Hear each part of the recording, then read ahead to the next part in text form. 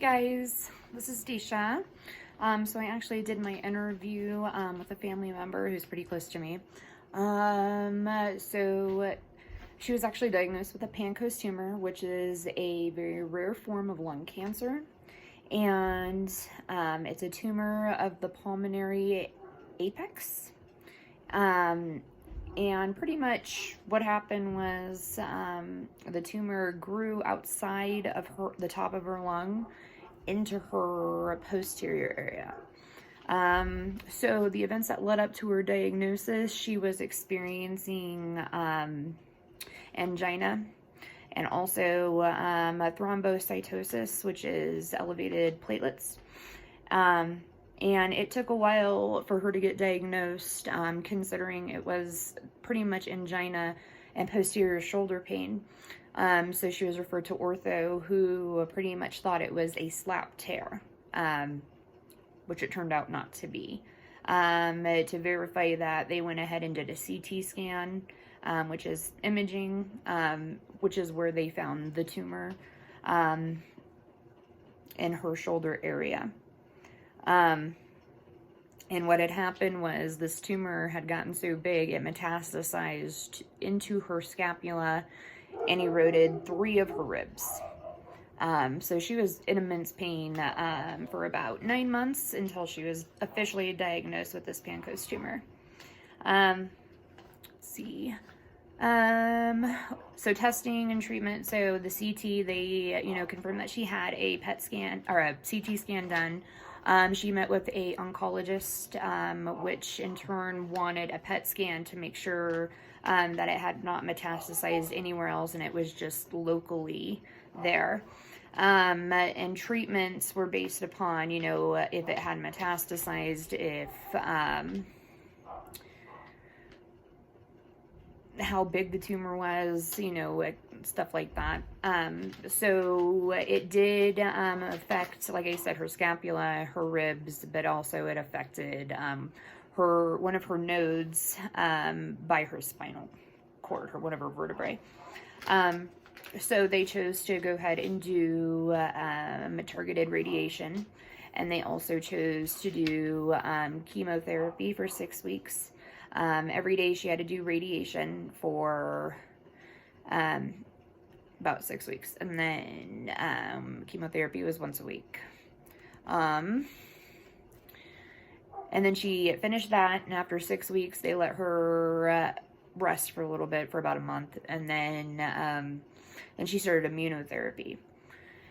And that it will take a whole year. And she does that every 2 weeks. In the interim, they have to watch her blood levels, her CBCs, and her metabolic panels to make sure that her platelets are, coming down and that her red blood cell count is still within normal range. The prognosis. So she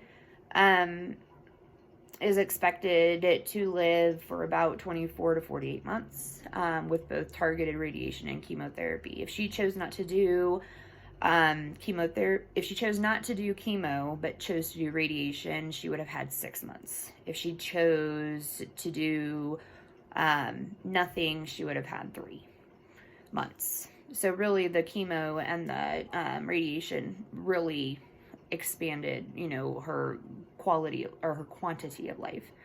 Let me see. Professionals in your life treated you. So the medical professionals in her life, pretty much treated her like she was an addict. She was in so much pain, and she, just nobody, it seemed like, would help her.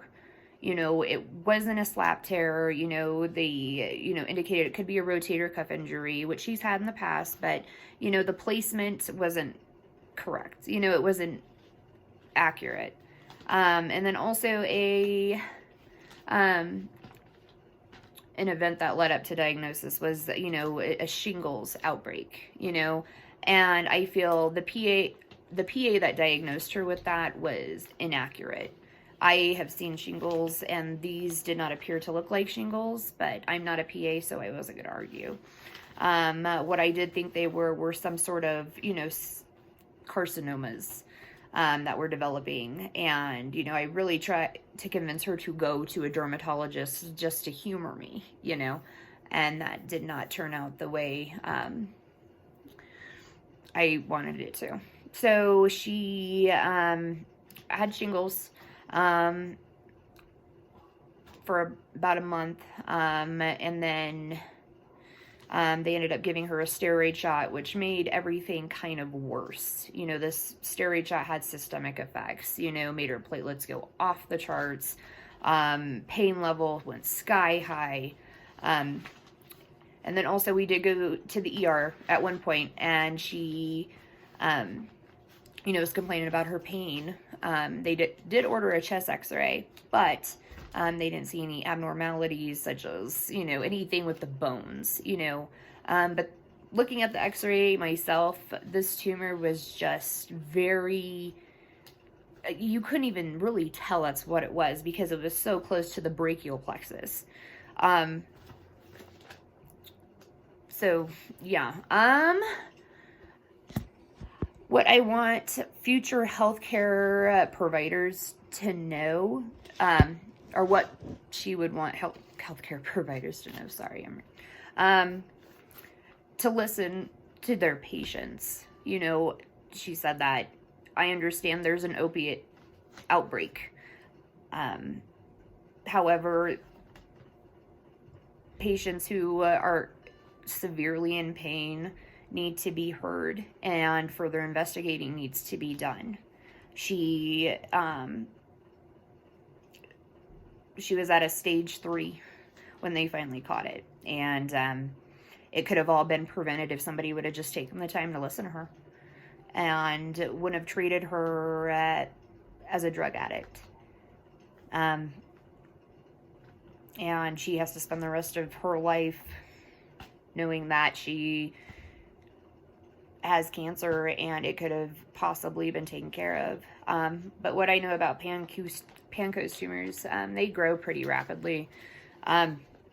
Even if this was diagnosed, the outcome probably most likely would have been the same, as far as radiation, maybe not chemo, but radiation for sure, and then possibly removing it. So yeah, but those were my answers to the interview questions, and thanks for listening.